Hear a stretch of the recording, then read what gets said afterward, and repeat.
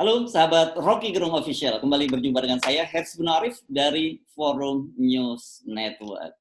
Saya jujur aja lagi bingung nih sebenarnya, karena muncul lagi draft baru ini, halamannya katanya kayak yang diterima NU sama Muhammadiyah itu 1187 halaman. Itu versi soft copy, dan hard copy-nya jumlahnya udah sedikit lagi. Daripada saya bingung, saya ajak ngobrol aja saja dengan Bung Rocky Gerung. Anda sudah terima draft baru lagi, Bung Rocky, yang 1187 halaman kalau nggak salah begitu. Masih ada satu yang tercecer gitu, jadi mereka masih mau susulkan ke saya karena kertasnya pas habis. Jadi itu DPR itu tadi teman saya di pasar Pramuka, toko kertas itu bilang bahwa itu DPR bolak-balik situ pesen kertas itu. Jadi semua kertas habis karena setiap kali 2 jam kemudian bongkar lagi beli kertas baru. Jadi yang untung sebenarnya toko kertas. Nah, lama-lama kalau habis kertas, nah, ya kalau kertasnya udah habis, nanti undang-undang itu dicetak di atas kertas toilet itu. Jadi toilet paper law. Tetapi ini jadi belum diundangkan saja dia sudah merusak lingkungan kan? Karena dengan banyaknya kertas beredar itu kan berarti ada pohon lagi yang ditebang. Yes. Kan? Ya, itu logika environmental legal reasoningnya begitu.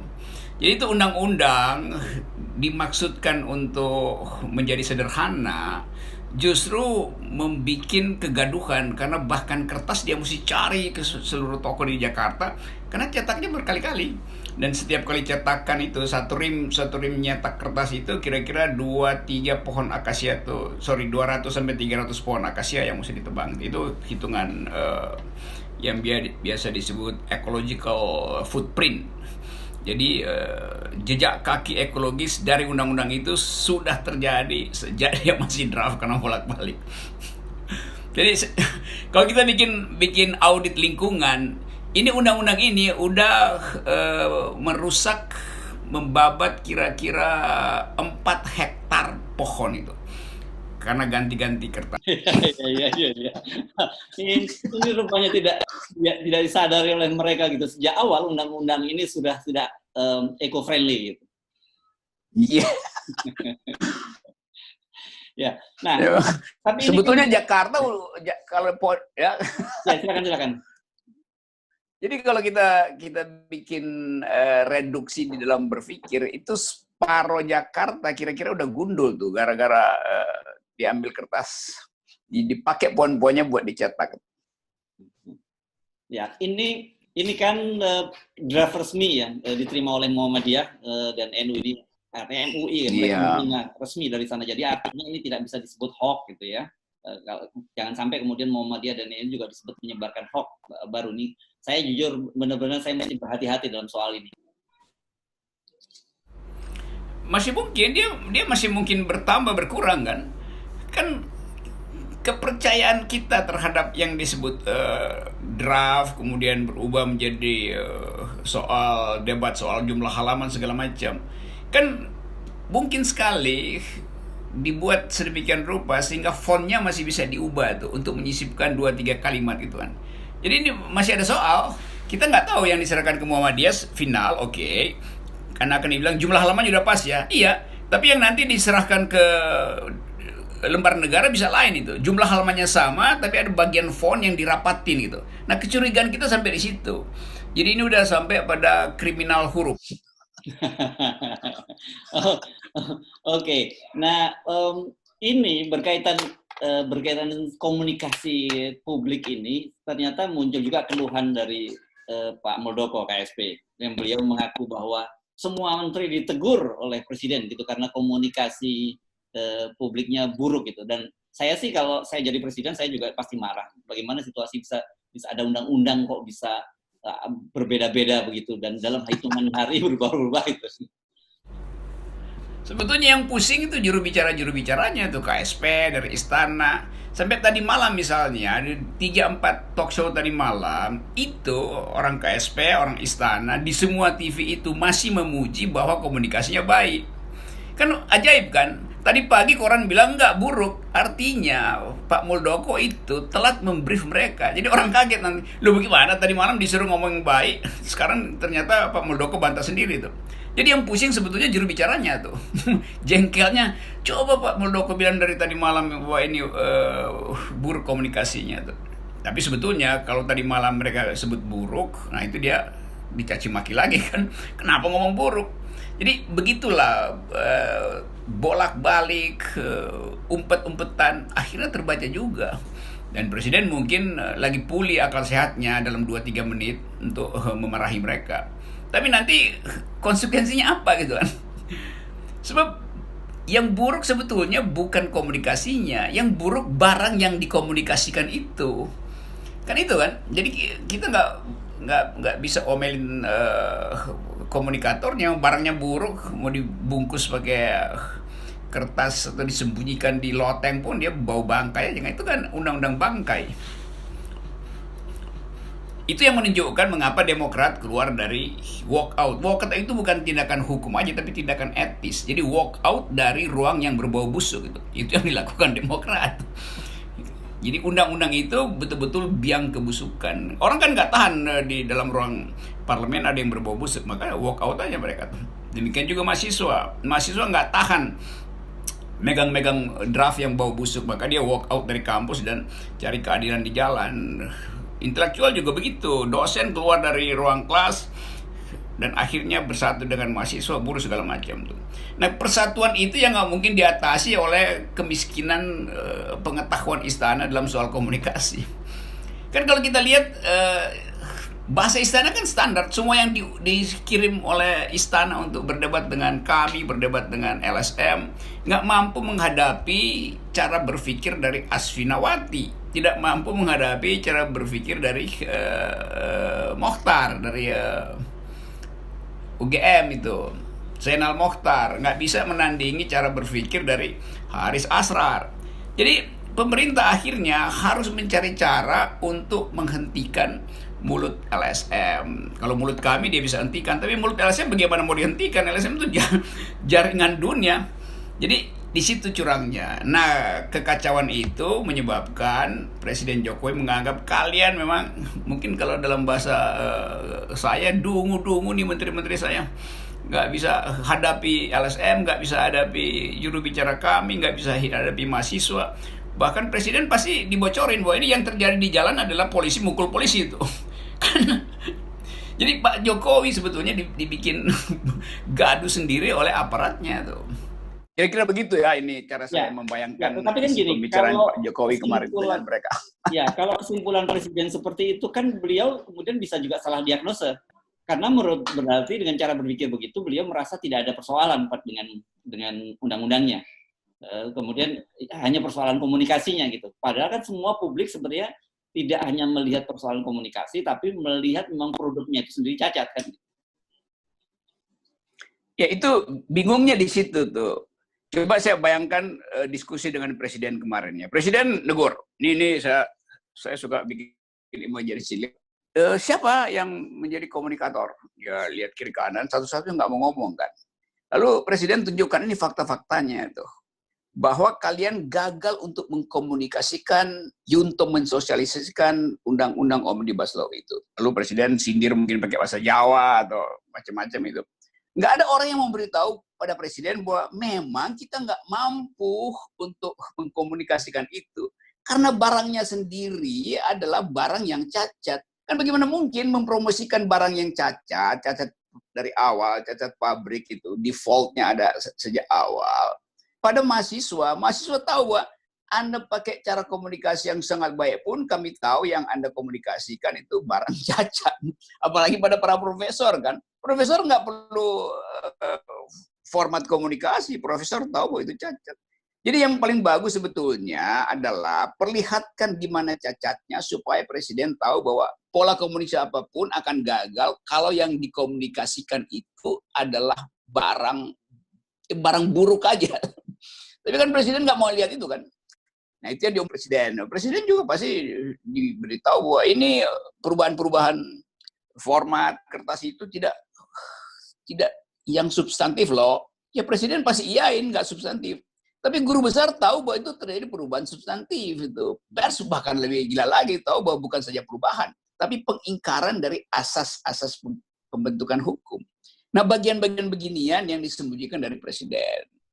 Dan karena punya kepentingan masing-masing.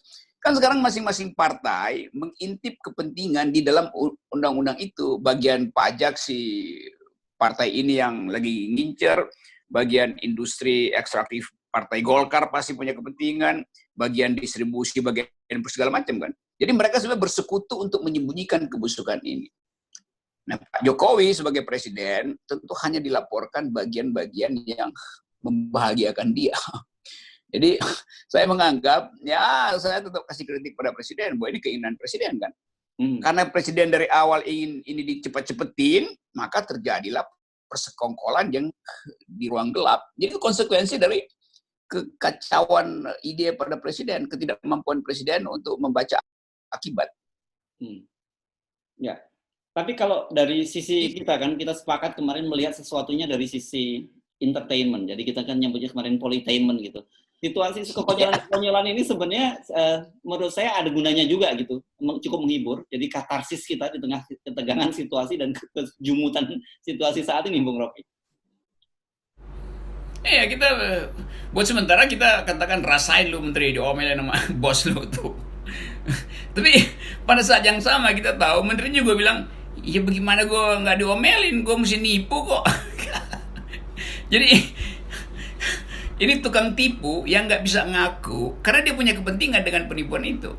Nah, presiden sebagai orang yang menginginkan agar supaya penipuan ini dibikin rapi loh, ternyata bolong. Jadi ini webinar antar tukang tipu tuh. Kalau mau digambarkan begitu tuh.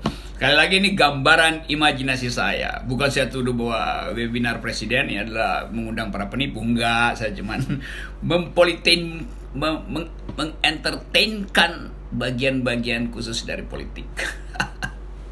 Karena tapi clear kan tadi kalau kita baca apa yang disampaikan oleh Pak Muldoko gitu.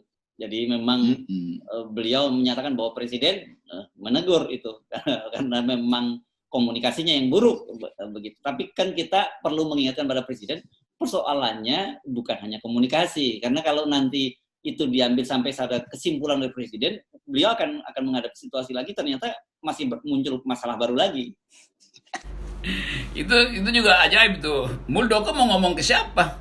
Kalau dia ngomong ke buruh, ngomong ke masyarakat sipil, ke mahasiswa kan bilang, gue udah bilang juga apa lu, gue kata juga apa lu, ngapain lu ngadu lagi? Jadi pesan Muldoko itu buat siapa coba? Kan nggak ada poin kan? Jadi terlihat bahwa semacam ruang UGD yang salah suntik, salah ukur suhu pasien, salah jahit. Yang terjadi begitu tuh, kekacauan di ruang UGD begitu. UGD politik istana itu di KSP terutama tuh. Nah, kemarin kan kita bicara tentang lembaga LP3S, temuan LP3S berkaitan dengan big data yang disampaikan oleh LP3S. Nah, yang menarik, saya perlu kukuhkan lagi nih. Ternyata menurut pertemuan dari LP3S memang partai-partai banyak politisi dari partai-partai pendukung pemerintah itu seperti kalau dia menyebutnya dalam istilah Jawa tinggal gelanggang colong pelayu gitu. Artinya ketika ada ribut ini nggak mau pasang badan, yang pasang badan malah buzzer gitu. Itu beda dengan politisi PKS dan Demokrat yang betul-betul mereka sangat aktif di media sosial. Yaitu keadaan itu menggambarkan bahwa semua player berebut bagian yang paling menguntungkan lalu kabur. Karena menganggap bahwa ngapain lagi patuh atau berdisiplin pada kekuasaan yang sedang goyah. Itu kan watak politik kan, yang menganggap bahwa ya jangan-jangan 2 minggu lagi omnibus ini justru naik menjadi mosi tidak percaya lalu berubah jadi impeachment tuh. Jadi itu soalnya kan. Kan yang paling aneh misalnya Golkar dan PDIP kok bisa tidur seranjang dalam undang-undang ini. Padahal ini adalah perkawinan yang tidak suci antara Golkar dan PDIP. Dari awal itu secara ideologis berbeda. Tetapi mengapa mereka mesti kawin? Karena masing-masing ingin membagi harta gono gini dulu sebelum perkawinan itu bubar kan. Jadi Kita bayangkan itu. Jadi mestinya sebetulnya berita-berita ini dipublikasi, dicek and recheck dari Ilham Bintang, karena ini lebih enak dibicarakan sebagai gosip daripada sebagai substansi. Nah, ini saya kira penting ini jadi masukan juga nih buat Presiden dan Pak Muldoko. Jadi kita pasti beritahu nih Pak Muldoko, Pak Presiden, bahwa berdasarkan LP3IS, politisi partai pendukung Anda itu sama sekali tidak ada yang berani pasang badan gitu di media sosial. Justru yang bekerja adalah buzzer. Iya, karena buzzer kan ada kontraknya tuh. Buzzer kan dia nggak tahu bahwa di atasnya itu udah kawin kontrak dengan cara yang tidak suci, tapi buzzernya merasa bahwa ini perkawinan yang utuh. Karena itu, jadi buzzernya jadi patriotik karena bodoh, karena nggak tahu peta terakhir dari politik kan. Saya sih senang-senang aja itu kita bisa nonton buzzer ngotot, tapi Pak Muldoko udah nyerah sebetulnya kan. Sebetulnya kan Pak Muldoko udah nyerah tuh dengan mengatakan kami dikritik oleh Presiden. Jadi tolong mahasiswa pahami kami.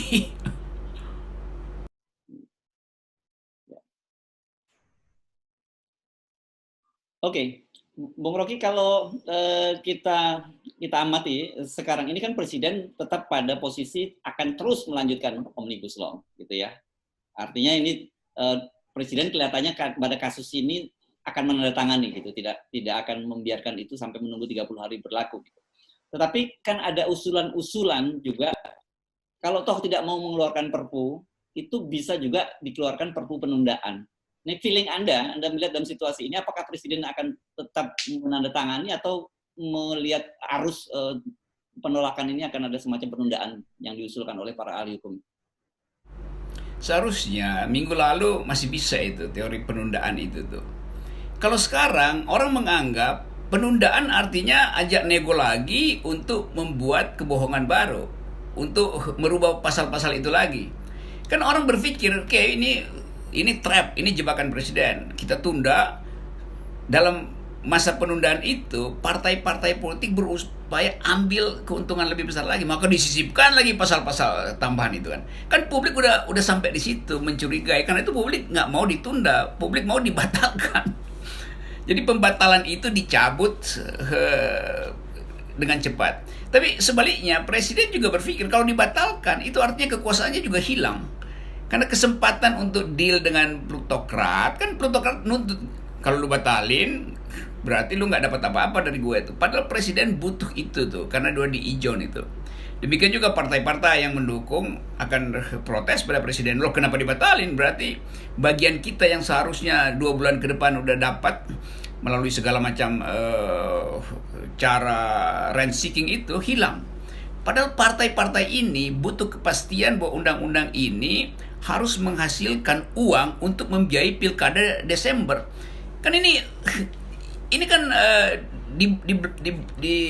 di belakang undang-undang ini ada perjanjian-perjanjian politik dengan investor lokal terutama yang ingin agar supaya pilkada Desember itu bisa membantu percepatan pemulihan pidana mereka atau pembaruan izin segala macam, dan itu adalah hasil kontrak korporasi dengan partai untuk menghasilkan keuntungan di pemilu 2020, pemilu bulan Desember. Jadi Presiden tahu itu. Nah, kalau Presiden tunda atau batalkan, itu berarti partai-partai nggak punya doku, nggak punya amunisi untuk perang di Desember. Jadi partai akan tuntut juga, Presiden tanda tangan dong. Jadi itu lapisan entertainmentnya di situ, saling mengentertain. Ya, jadi kesimpulan Anda ini akan ada kuat gitu ya antara pemerintah dengan para kubu oposisi, kubu menentang, kubu buruh, mahasiswa dan sebagainya. Tinggal adu-adu kuat saja gitu. Saya kira pasti berlangsung tuh, adu kuat itu berlangsung. Terutama buruh jelas tuntutannya final soal hak-hak normatif dia yang terkurangi. Intelektual kalau sekali dia udah turun ke jalan itu ada semacam etika untuk menyelesaikan, karena mungkin partai politik masih bisa negosiasi. Tapi bagaimana mungkin intelektual diajak bernegosiasi, mahasiswa akan malu kan? Dia udah disebut sebagai pendaki politik berpengalaman, tiba-tiba mesti turun gunung lagi tuh. Demikian juga para profesor ini. Jadi energi kampus ini justru yang akan mendorong perubahan politik berbasis pada keresahan sosial hari ini. Nah, kalau misalnya presiden paham, ya mungkin dia lobby aja ke rektor-rektor. Tapi itu sekedar usulan yang juga nggak ada isinya, karena presiden ingin melobi rektor supaya mengiyakan undang-undang ini. Padahal banyak rektor yang udah berbalik arah tuh. Apalagi presiden melihat bahwa pasukannya dia satu persatu insaf tuh, mulai bikin pengakuan bahwa memang Jokowi kurang. Ya udah berlakulah hukum-hukum sosiologi. Saya kira yang cukup telak adalah sikap dari akademisi UGM ya dalam beberapa pekan belakangan ini yang saya kira selama ini notabene mereka itu menjadi atau diam saja atau setidaknya menjadi benteng pertahanan Jokowi, tapi sekarang ini sikap UGM menurut saya sangat menarik kita cermati. Ya itu secara psikologi memukul presiden secara telak itu, karena itu UGM loh. UGM itu adalah semacam basis perlindungan moral beliau gitu. Jadi Pak Pratikno pasti ditegur paling keras kemarin selain Pak Muldoko. Bagaimana coba pakai bahasa Jawa, UGM kok mbalelo, aku kesel. Oke, kita lihat seperti apa pola komunikasi berikutnya. Tetapi kita perlu ingatkan pada presiden bahwa persoalannya bukan hanya sekedar komunikasi, tetapi produk barang yang mau dijual itu yang menjadi bermasalah kan. Nah, itu masalahnya itu juga kalau dia langsung diiakan hari ini itu tukang-tukang kertas, toko kertas itu menyesal. Toko kertas ingin agar supaya ini jadi terus-menerus debat supaya dicetak ulang itu. ada edisi-edisi baru supaya kertasnya laku itu. Ya. Oke. Terima kasih. Bung Rocky. Yep, Ergo.